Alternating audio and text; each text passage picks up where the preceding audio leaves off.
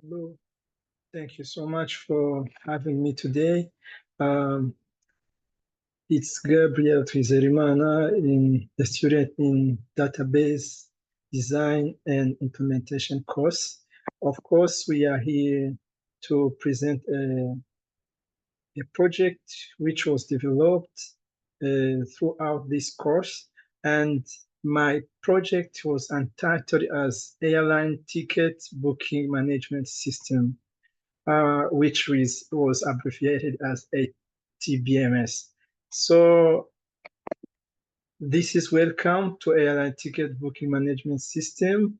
This project, as I said, it's entitled as Airline Ticket Booking Management System. It is a DB application, of course, developed using structured query language, SQL, as the database language, which we will be dealing and playing around with it. Actually, this project, let me introduce a summary or an overview of it. How does this project work? The online flight booking management system comes with two modules, which are the management or admin, they say that, and client side passenger or end user. So here, end user is going to deal with the system. When I say end user, I'm saying a passenger who are gonna reserve or book his flight or her flights across across the world.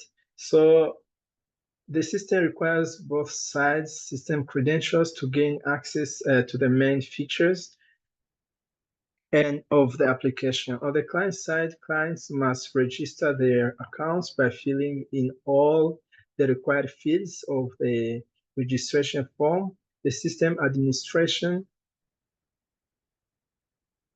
is the one who is in charge of populating the list of all the flights. The admin can manage also the flights, information such as writing an issue concerning the flights. Maybe there is a delay, whatever. So he has to make sure he deals with those kind of change during the flight process, if I can say. Updating the flight as departed or updating the flight as arrived. Or the registered clients can simply list and book their desired flight by filling first the flights from for form, which requires them to enter their desired depart and return dates, type of flight seat. When we say here seat class, it means it's just a category of the seat where you need to sit in the airplane. Let's say can be economy class, can be business, can be first class, can be premium economy, and so forth. And the number of passengers tickets to generate. And passenger will make sure he may just try to do what to order or to reserve more than one ticket, flight ticket accordingly. So here we have access distribution. In access distribution, this DB application will be accessed by different types of users, admin, passengers. Those are the main actors in our developed system. But also we will consider those vendors or third party or stakeholders, if you can say, who will be able just to have access to the to the to the to the system, but our main actors are user and admin. If we say user, it's let's say end user to be precise, end user or passenger. Yeah, and admin is one who will coordinating everything relating to the flights. So admin will have access on data summary, where he investigates and control all the flights and airlines operations, including flight management, adding a flight issue, updating flight issue as resolved, mark flight as departed, mark flight as arrived. So passenger will have access as login and sign up, search round and one-way flights, booking multiple flights, list all the booked flights, and he will be also able to cancel his booked ticket if he changes his mind. Yes, he can do that as well. So entity relationship model. Here we are going to define some essential technical terms which will be helping us through the process. We have what we call entity. We have what we call attributes. We have what we call primary key. We have what we call foreign key, entity integrity, and referential integrity. Those are really essential keywords which will be helping us dealing with the following slides, which are coming up. So entity is an object, of interest to the end user. Yes, an entity is a kind of object which will be interested by the user, somebody who need to use it, of course. For attributes will be those characteristics of an entity. Let's say an example of I have in my project, I have an entity called flight. Flight entity will be including the attributes like flight ID as in a primary key. Of course, we will be having flight city from. This is a source city or where a flight will be taken off. We'll be having flight city 2, if we can say it will be a departure flight, a departure city. We will have an attribute flight departure date, flight arrival date, flight status, and flight duration.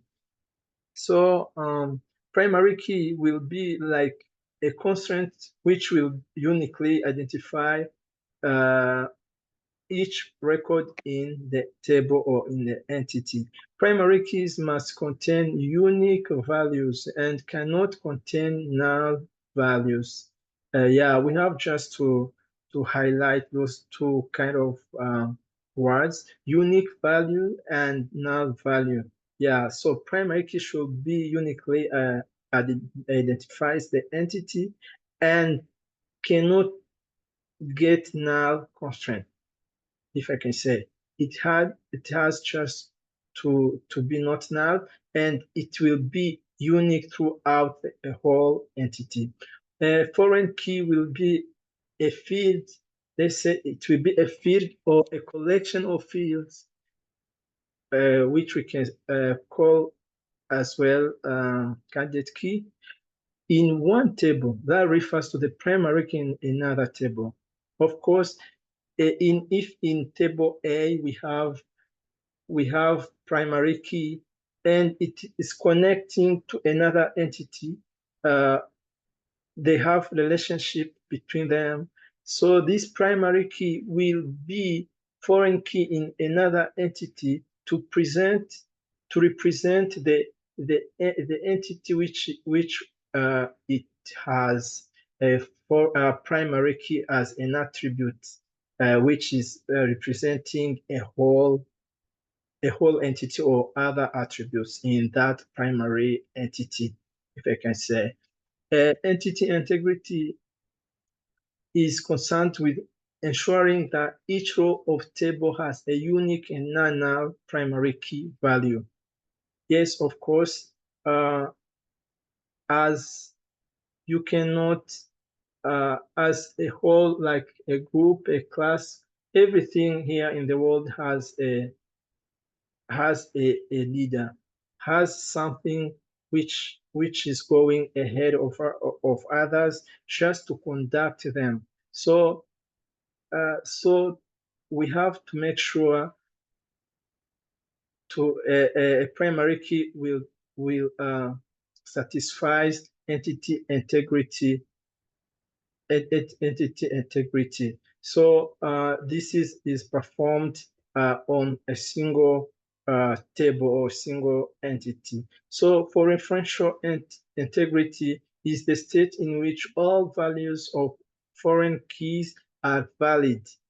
So referential integrity is based on entity integrity. Without entity integrity, we cannot have referential integrity, because referential integrity, it will be like a collection of all those foreign key values which will be like integrated, and you cannot try to delete an entity which has a foreign key in another entity. It will violate referential integrity. You have first to delete uh, uh, rows in that entity where that primary key is foreign key, and you will secondly be able to delete that primary entity.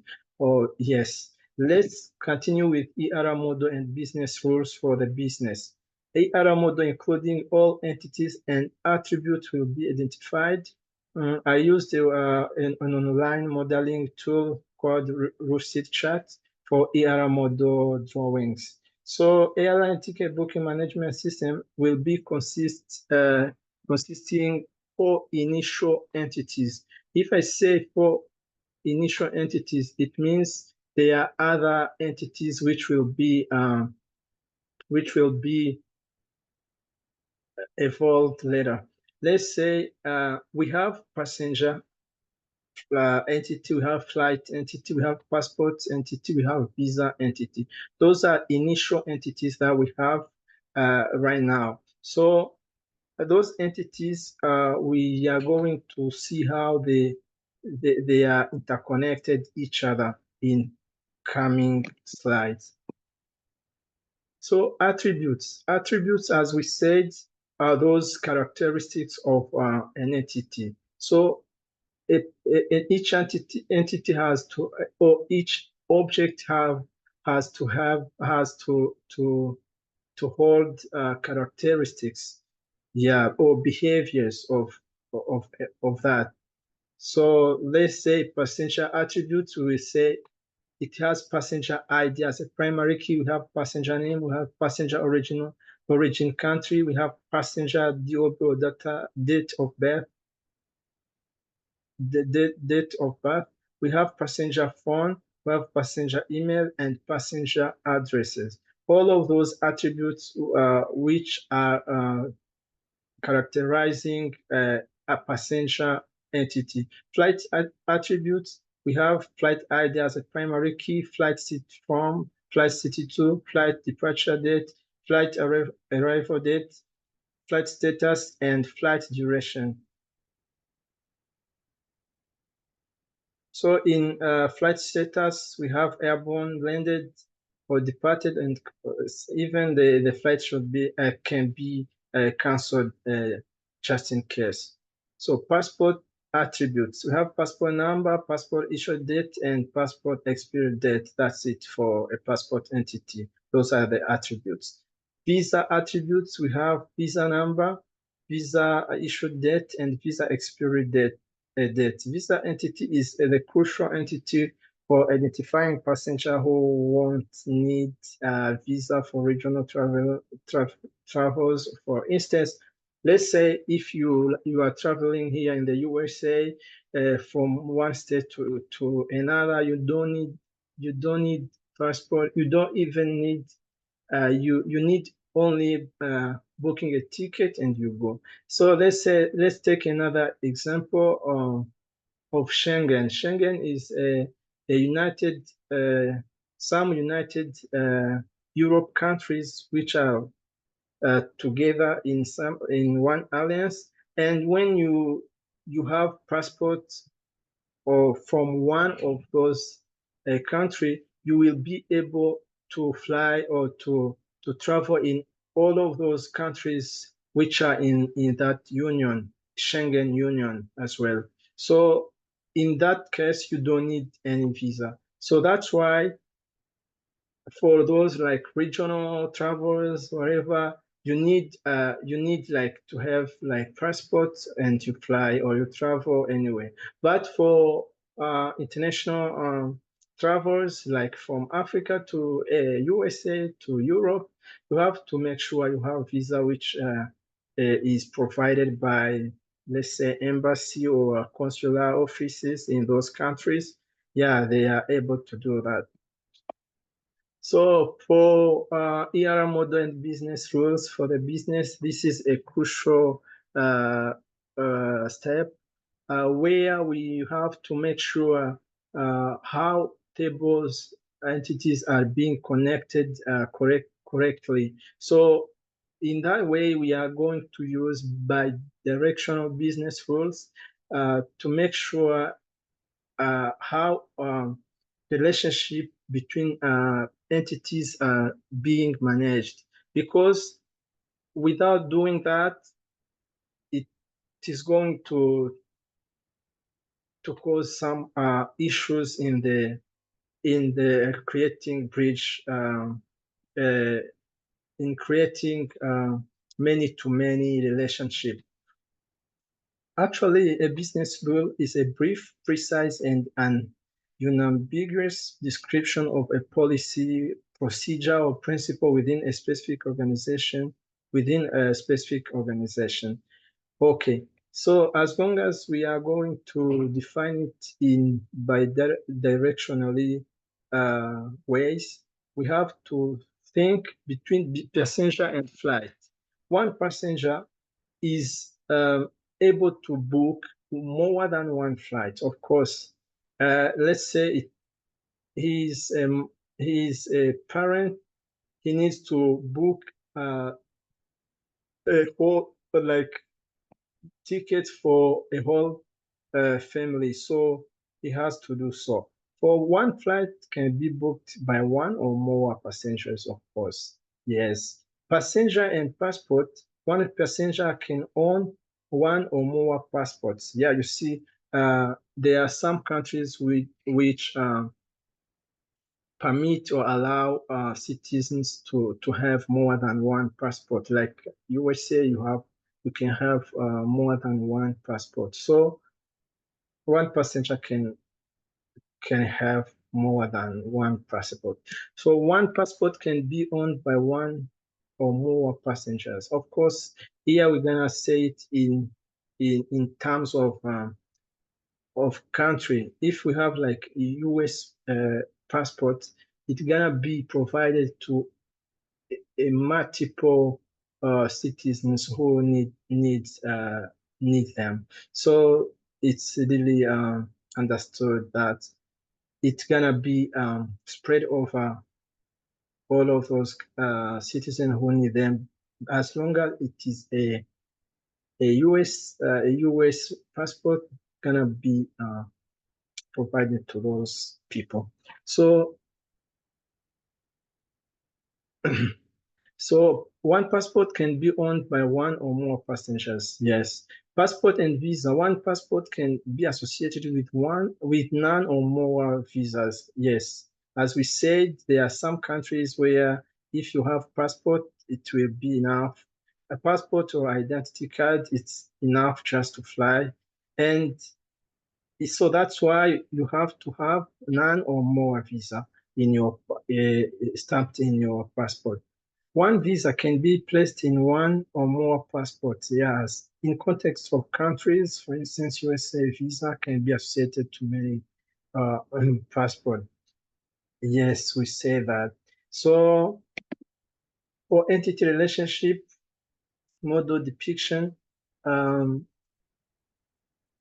airline ticket booking management system will be having like a ERA model diagram, which will be showing everything in it. Let's say in ERA model, as it is conceptual, only initial entities will be defined and relationships between the entities. However, many-to-many relationship will be illustrated but not yet resolved for implementation. Of course, we're gonna only define relationship between entities only. For those many-to-many, we will be illustrating them, but will not be implemented on this stage yet. We're gonna see what to do with them in next slides. So we have entity, action, and attributes. So our entity passenger has all of those attributes around it.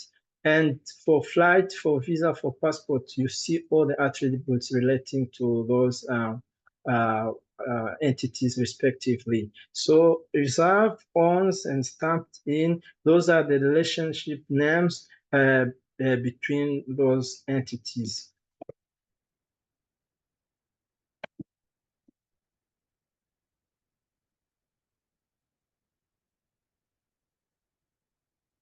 So ERD, entity relationship diagram and data dictionary for the database. As ERD is a logical and depicts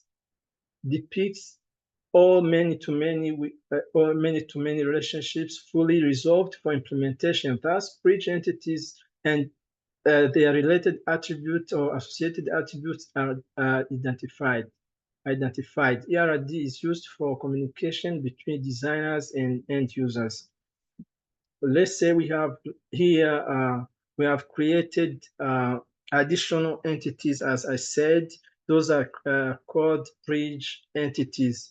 Those entities were created or were raised because of many-to-many relationship which was between those our entities in ERA model in our previous slides, as we saw it. We've seen that here many-to-many passenger can reserve many flights, and flight can be reserved by one or more passengers. So here we will be having another bridge entity from this relationship. Even these are between passport and visa, between passenger and passport. We have three more entities which will be introduced in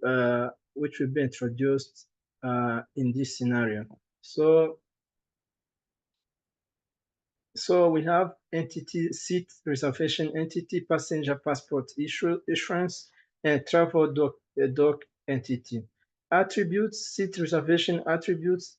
We have seat number, passenger ID as foreign key, first foreign key, flight ID as second foreign key, seat status, seat class, seat cost, and seat reservation date and date time.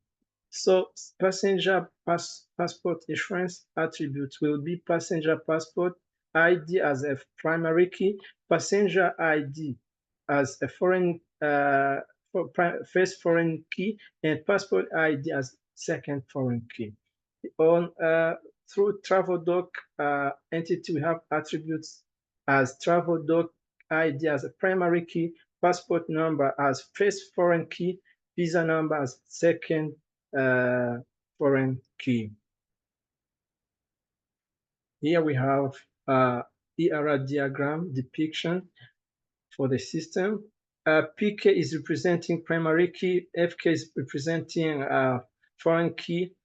This symbol is depicting one-to-many relationship. This one is showing one-to-one relationship. The last one is showing none-to-many relationship.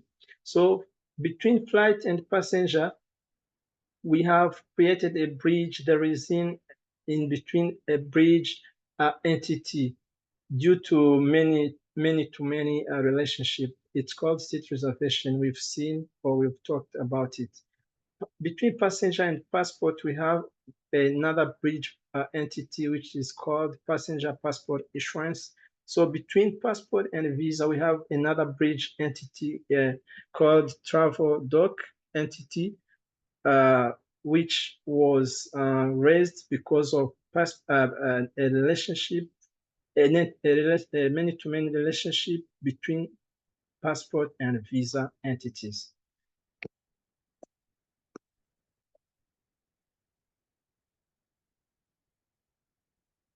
Here we have data dictionary with metadata. I've tried to concisely show everything in here. This is all the tables that I have, attributes associated to those entities, the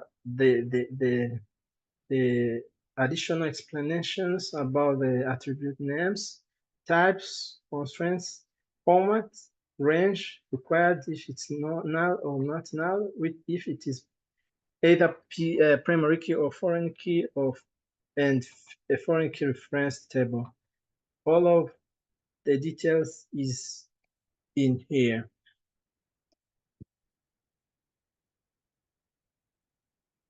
So normalization. Normalization, it is a crucial process in database design process. So we have to make sure normalization is being worked on very well so that we can come up with less data redundancy. So let's say as like normalization is a process that assigns attributes to entities so that data redundancies are reduced or eliminated. Our aim goal is just to cancel all data redundancy. But if it is just it's not possible, just try to read. If it is not possible to eliminate all of them, all of those redundancies, try to do it to reduce them as much as possible. So normalization works through a series of stages called normal forms. The first three normal stages are described as first normal form, second normal form, and third normal form. From a structural point of view, second is better than first, and third is better than second one. For most purpose in business database design, third normal form is as high as you need to go in the normalization process. But there are other normal forms like fourth one, fifth one, and so forth. So it's recommended that we have like at least having all the tables in third normal form. Let's give an example here. Let's say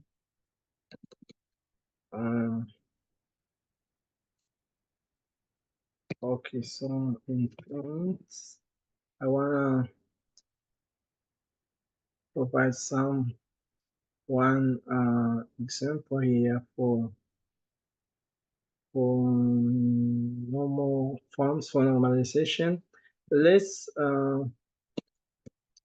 here they are functional dependencies. We encounter two types of dependencies throughout the normalization process. There is partial dependency and there is transitive dependency. Let's explain them in this way. Let's say we have like we have an entity, we have like A, B, and C. Those are attributes. And A and B are representing an entity. It is actually a PK. Let's say it will be a candidate key because we have more than a collection of attributes which are defining or representing a whole entity. So if this attribute C is like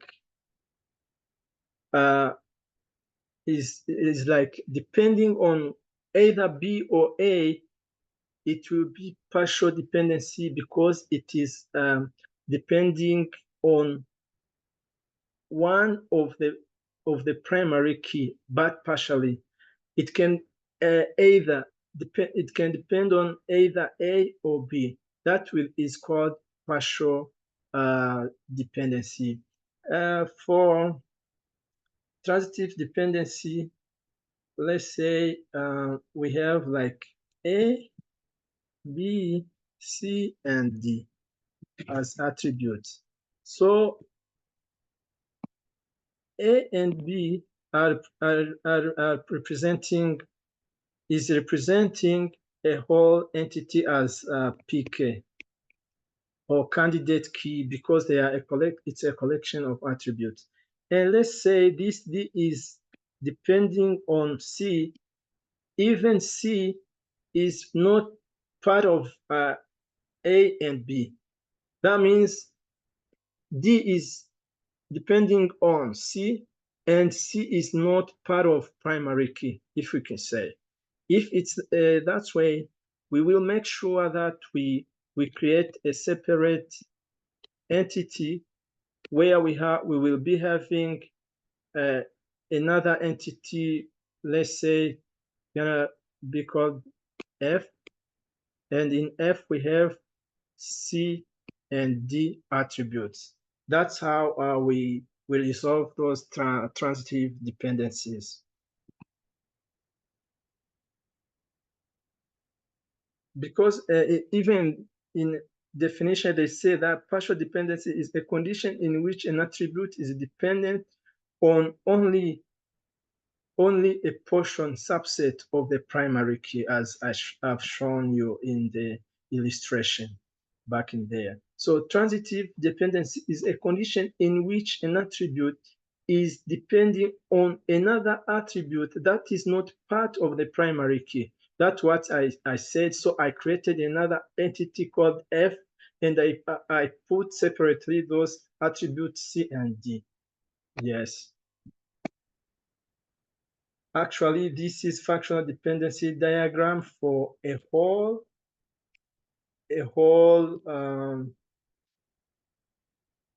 entities that I have in my project. I have passenger entity, flight, seat reservation, passenger passport issuance, passport, travel document, visa. All of them, they are in third normal form, so that are good to go. So let's go on. The second part of presentation, practice. In practice, we have to create database creation using SQL plus. SQL precise list, SQL plus. So as it is shown here I've created a user called SQLab1. It is created already as it's taken a screenshot, and altered user SQLab default table space users just to don't make it default table space, just to have its rights to be altered. So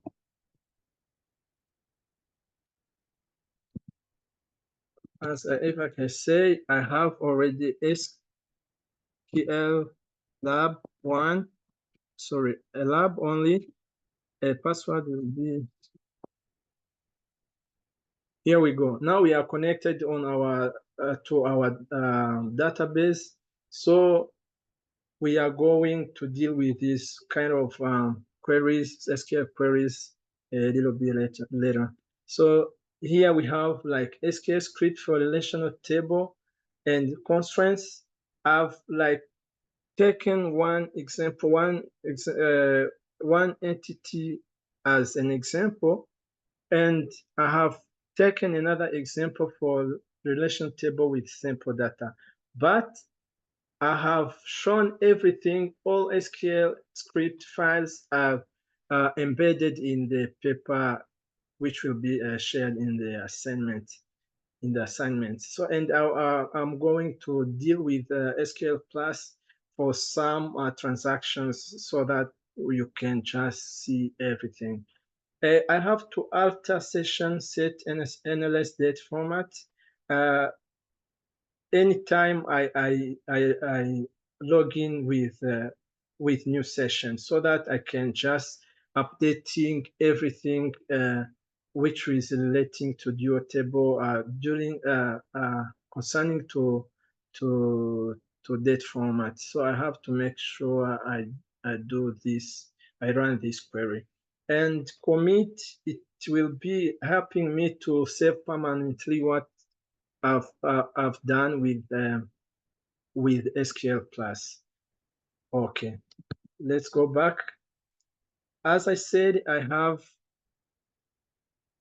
different tables in my project. The first one is called passenger. Passenger has all the descriptions, as you can see, the name of attributes, if it is null or not, and their types, their constraints types. It is already there. Let's describe another table called flights. You can see everything is already created. I have another table called passports.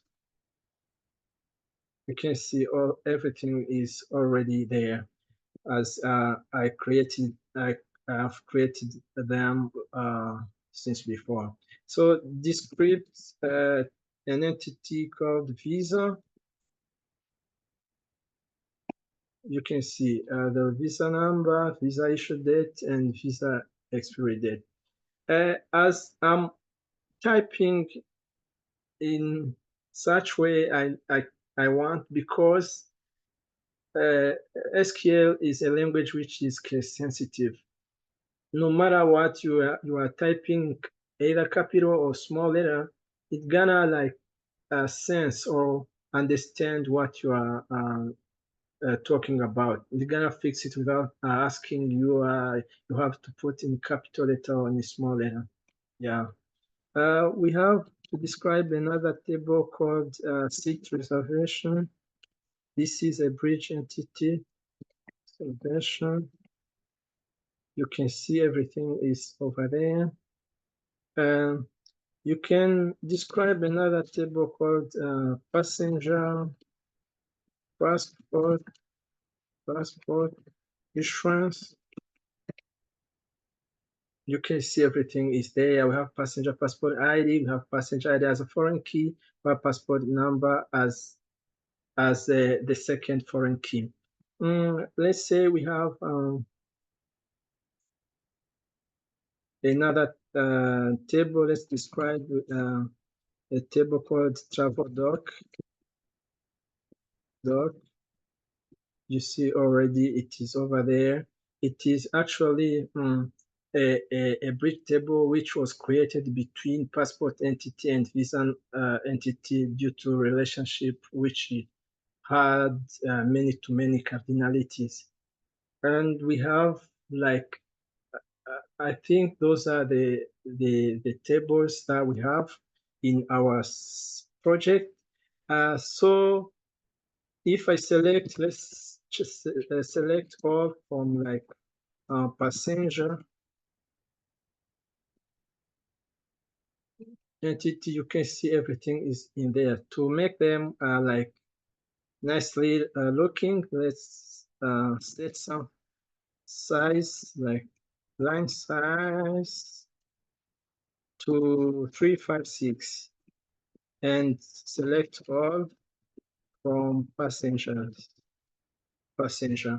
You see it's a little bit clear to it's providing a good look to the user. And even 10 rows are selected as required in our assignment requirements. Let's select all from flights. You can see everything is in there. You can see we have flight ID, we have flight city from, flight city to, flight department, but you can see we can't control, we are controlling dates only, but time it's not appearing on screen. What we do, we come up over here in the system, we have to set, let's say,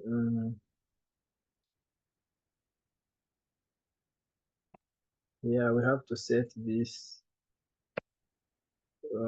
this query after session set NLS date format to resolve that issue. If I do like this, copy and I put in here, you see.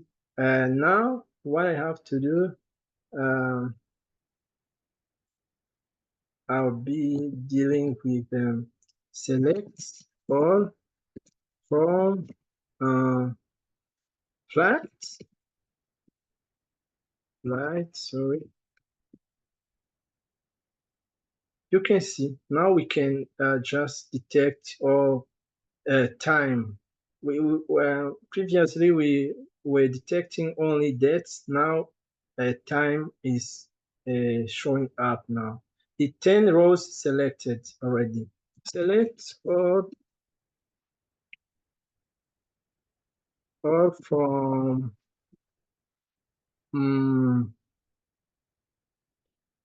visa to see all details relating to visa. You can see everything is up here. So select all from passenger,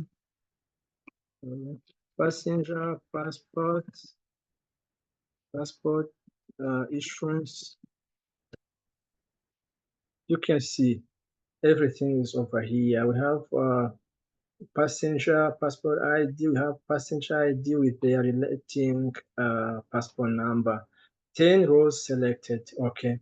So next one, we are going to deal with business reporting requirements documentation. So this is a crucial part of this project because I try to expand the way business reporting is currently done, because I need the stakeholders, let's say government, tourism organizations, and other agencies which will need some information from our system will be ready to get them.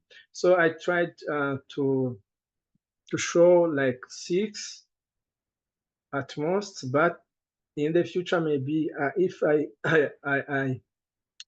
I wish to continue to expand or to expand this project, I'll be using develop like more than that, more than 6 reporting requirement documents. So let's say for this one, I want to generate sales total by seat categories to identify the types of seats customers are booking. This is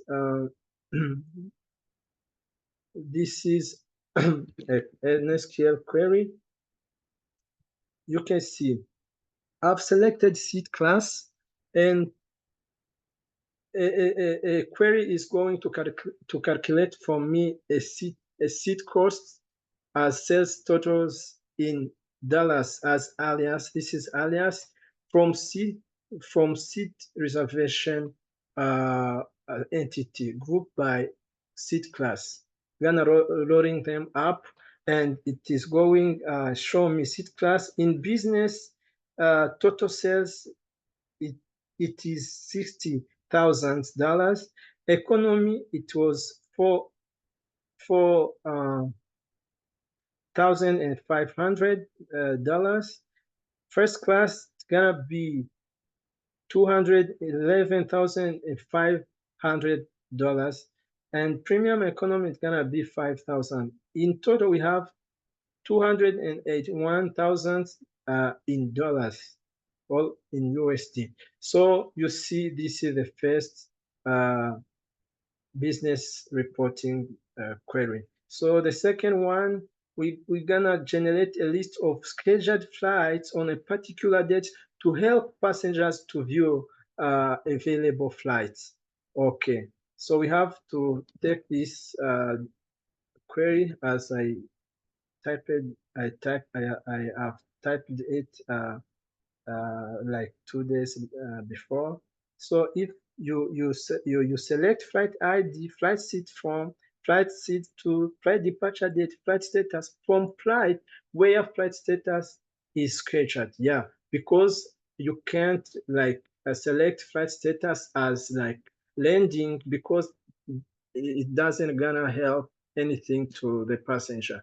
They need to know all those scheduled flights and departure date, not arrival date, because they need to know when those scheduled flights will be departed, so that they can just make sure to reserve their ticket in advance. So we only have one scheduled flight from Nashville, Tennessee to Seattle. So it's gonna be on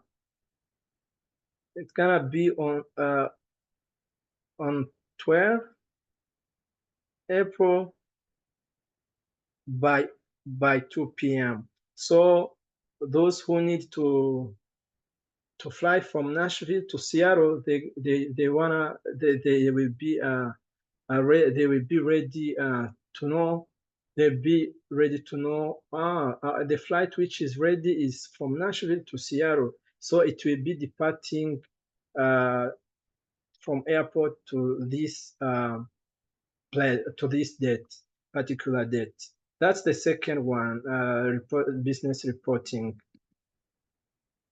query. The third one, gonna generate a list of passenger by visa to help immigration service to tracking passengers who attempt booking tickets with expired passports.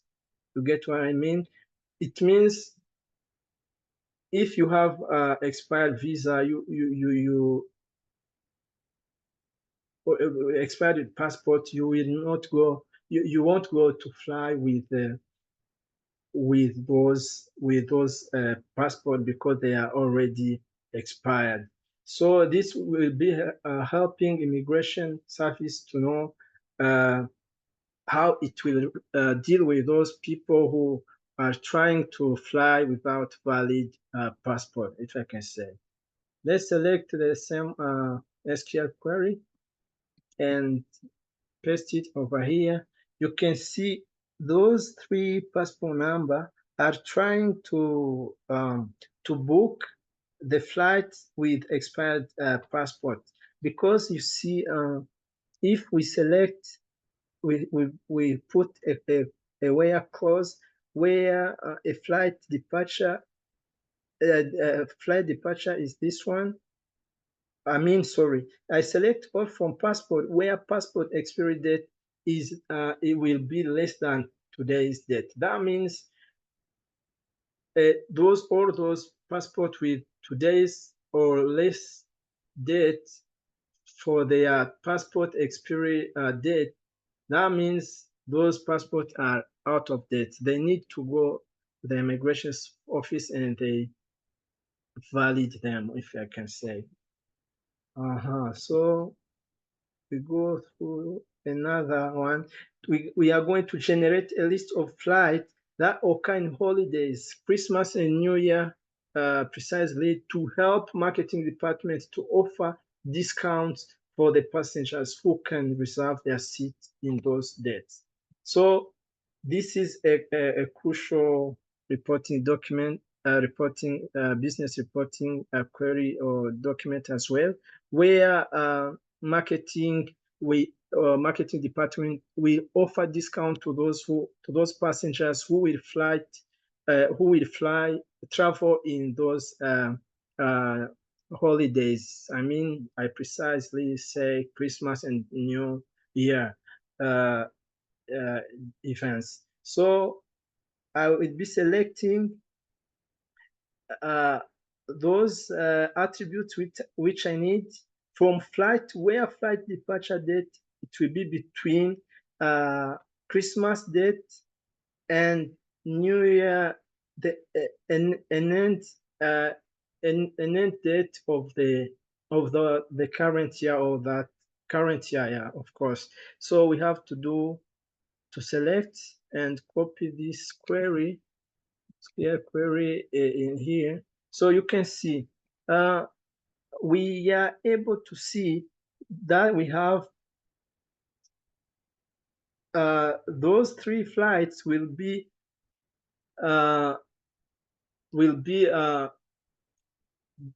done in holidays. So we will make sure from our side as marketing department, it's gonna help us to offer discount to those passengers, and even to those passengers we know those available flights for them to reserve them in those holidays. So the offer will be assigned or offered to those discounts will be offered to them. Here we generate a list of passengers who already booked a particular seat to help police anti-terrorism department for criminal investigation purpose. Yes, sometimes police or security agency, they need to know from like a project to know from our system to know exactly who booked those seats, so that there is like a suspicious like terrorists who want to fly with this flight. Let's say that like that. So we do like we copy this query. You see, you can see those seats are occupied. So in seat reservation where seat class is first class, this means you want to know in first class, most of those terrorists, they are so rich, sometimes they book their seat like first class so that no one can just suspect them. So yes, so in first class, two flights, a flight, I mean C number, this C number, and this C number, passenger ID, those two passengers are being suspected, or they will be see the passenger ID, and they will know exactly the address connected to this passenger ID. They will know exactly this is the person we are looking for. Yes, if you select like all from passenger, you will see that like this ID 10052, this passenger ID is associated to Jacob Lionel from UK. The DOB, passenger DOB, and specific address. You see, all detailed information are here for security purpose if they need them.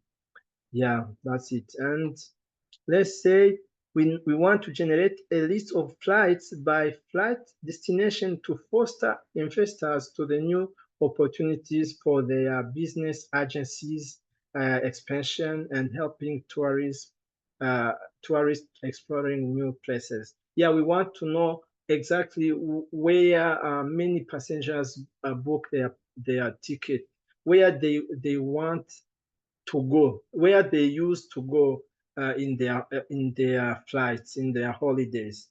Yeah, this will help us to do data analytics to know exactly why people are traveling a lot in this destination. We will be selecting all flight city 2 from flight group by flight city 2. Yeah,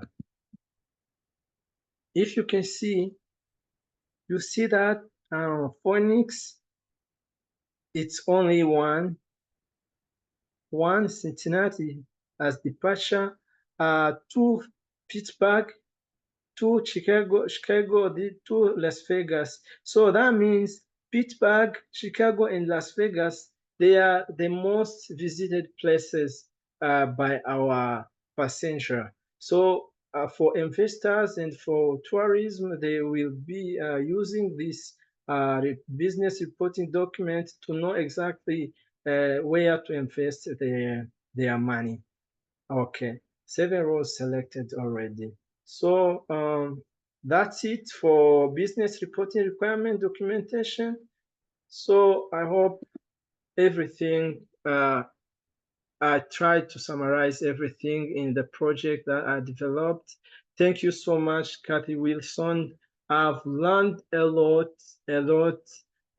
Yes, I have IT background in my undergraduate, but I've learned new things, and I hope it, it, it gonna expand or my skill set, and I will probably use other kind of big data or non-SQL so that I can just deal with other data models such as document or columnar or other stuff, like to deal with them to know exactly how can I expand or extend my project so that it can be used in all the corners of the tools or other new technologies which are heading on this IT market. I thank you so much. Uh, Thank you for your contribution in our learning process. May God bless you, and we will be meeting maybe in another course. And I wish you all the best. Take care of yourself and your family.